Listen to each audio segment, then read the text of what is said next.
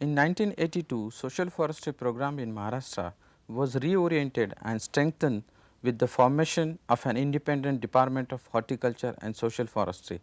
This department was totally separate from the traditional forest department of the state.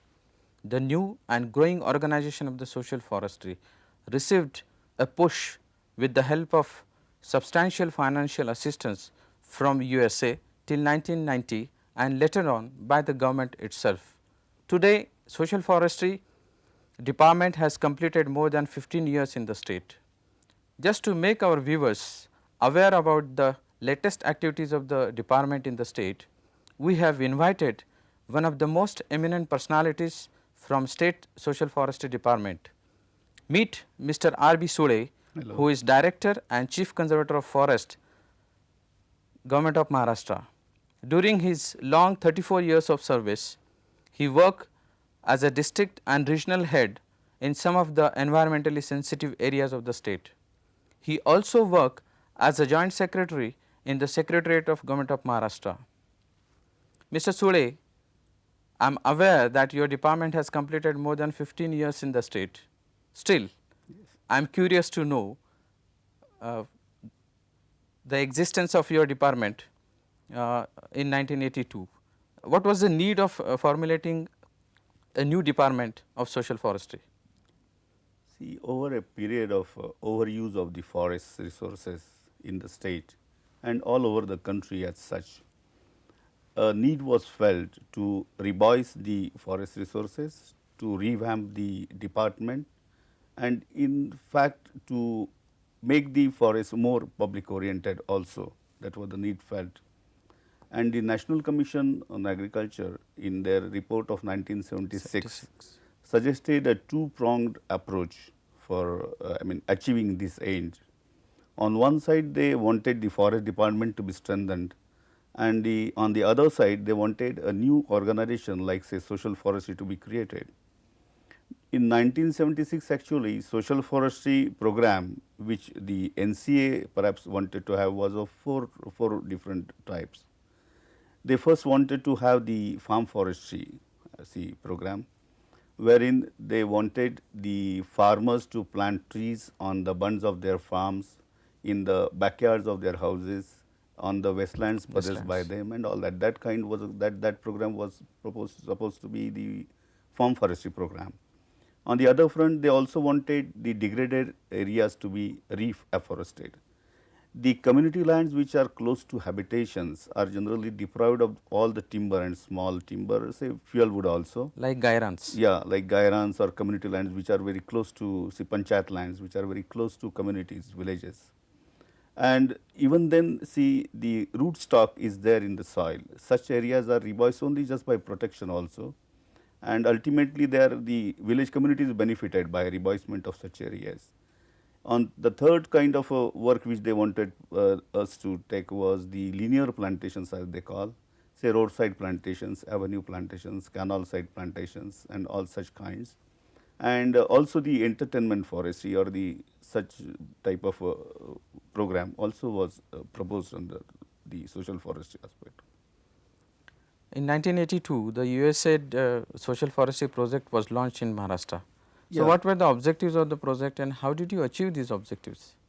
In 1982, when the department was created, actually there were many objectives. The first and foremost objective was to strengthen the department, to teach or to imbibe the forest awareness among village communities, so that they themselves take up the afforestation program over the community lands. That was the first and foremost thing. And for achieving this, of course, they wanted a large scale training program to be undertaken, because when you take up a new program, the staff, the original forest department staff was necessary to be reoriented or sensitized towards this approach, because it was entirely a different approach. That was the first and foremost thing which they wanted. And then subsequently there were many other things, say like reduction in the deforestation, space of deforestation and many other things. Environmental balance. Yeah, environmental balance and many other aspects were encouraged. The first thing was to teach the community to grow their own forests. That was the main crux or the core of the program.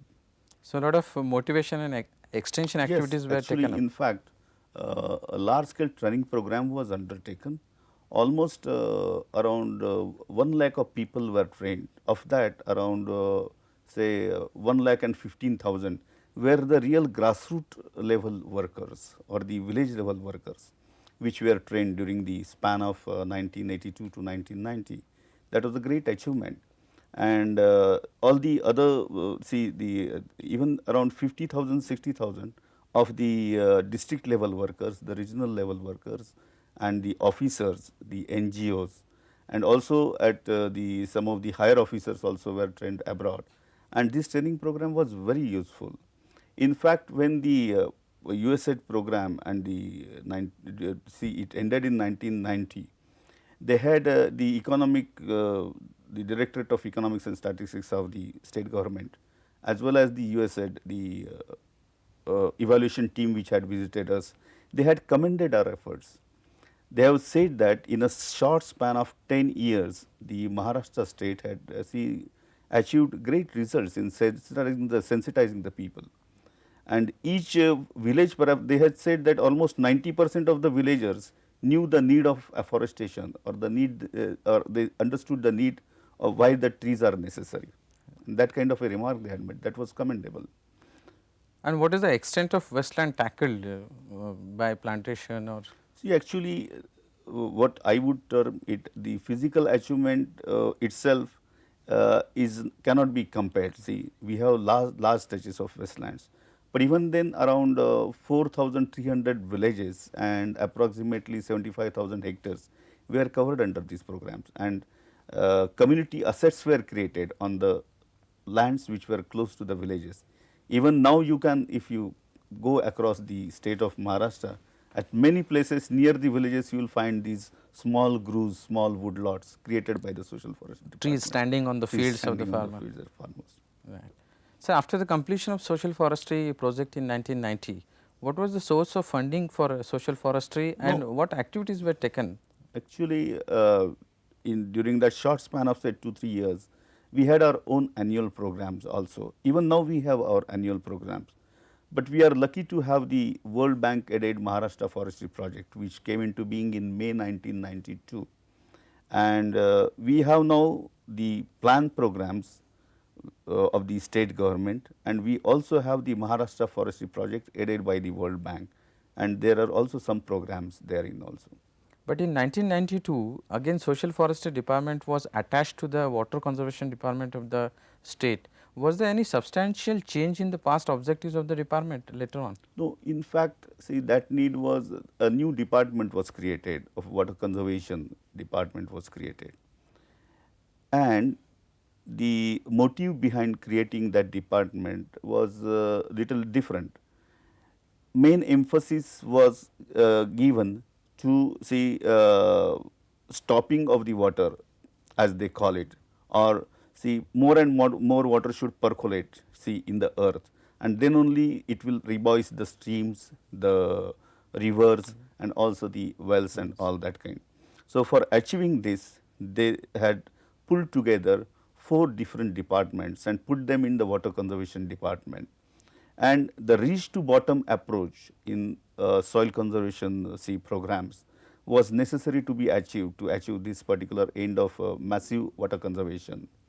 And they put in they sort of soil conservation department, which was part of the agriculture department, that was the first department, then the minor irrigation department, then the groundwater survey directorate and the social forestry directorate. These 4 departments were identified for achieving these aims, and for achieving, I mean, when you say reach to bottom, there is a strata, because regions are generally covered by these community lands or the forest lands where social forestry department has to work. The midlands are generally occupied by the agriculture department, where the soil conservation department comes into force. All the groundwater resources which are to be identified or new wells to be dug up and all that, there the groundwater department comes into being.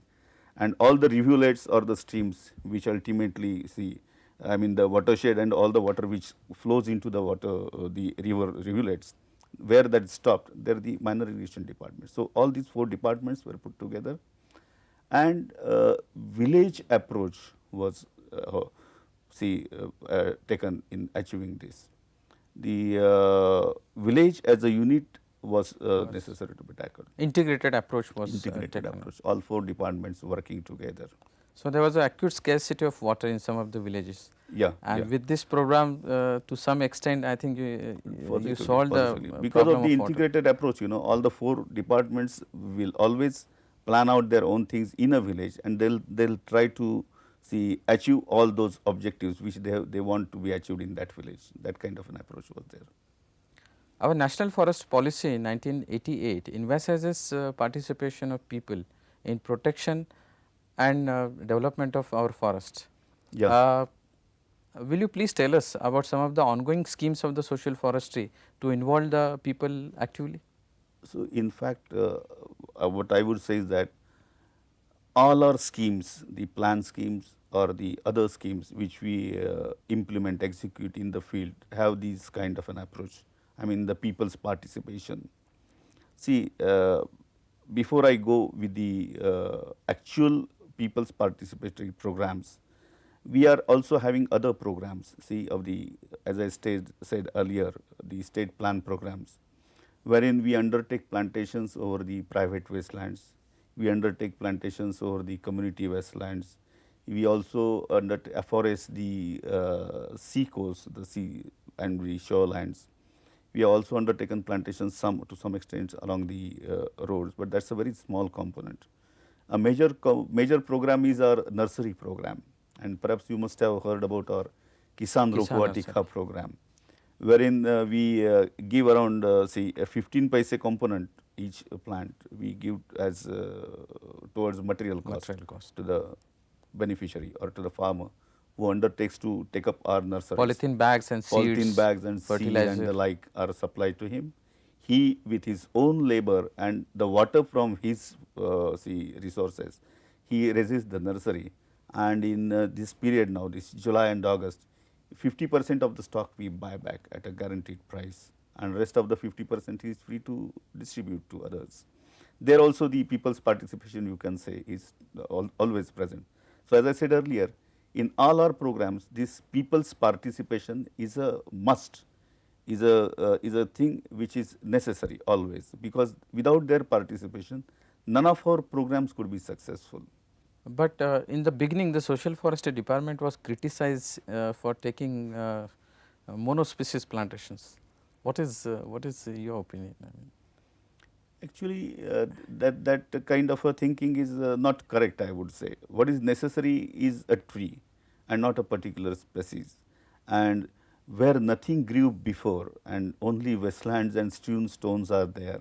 See, there at least you are having trees. What particular species you are planting is just immaterial. You must have trees, you must have vegetation, because there are definite advantages of having a vegetation than having a wasteland strewn with stones. That stops the impact of the rain, and that also allows the water to percolate in the soil and all kinds of things. And then the trees also give you further usufructs and all that. And fast growing species like Nilgiri and Subabul, they take up afforestation very, very well. That has saved the forest, yeah. Pressure on the forest, national forest. In today's program, our viewers must have noticed that at the beginning of social forestry program in 1982, more stress was given on the extension and motivation activities at all levels and especially at grassroots level. With the progress of the forestry project in the state, people were actively involved in westland development management by providing field based training and financial assistance to non-government agencies and individual farmers. With the advent of World Bank aided Maharashtra Forestry project, social forestry activities have been increased to manyfold. We will take more information about it in our next program. Thank you.